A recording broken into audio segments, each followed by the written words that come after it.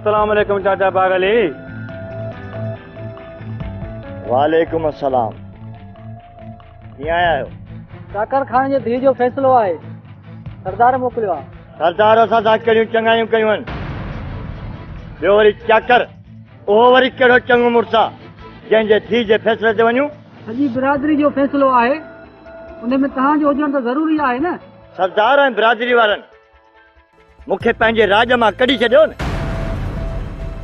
हाणे वरी मुंहिंजे लाइ कहिड़ो हां थो ठरे न। थोरो सोच चाचा पागली, सरदार ऐं बिरादरी वारा तोखे वेझो करण था चाहिनि। आख़िर ईअं केतिरो वक़्तु राज खां ॿाहिरि गुज़ारींदे? जीअं पहिरीं पे गुज़ारियमि ईअं ई गुज़ारींदुसि। असांजो कमु हो तोखे नापियो ॾियणु, वधीक बि तव्हांजी मर्ज़ी।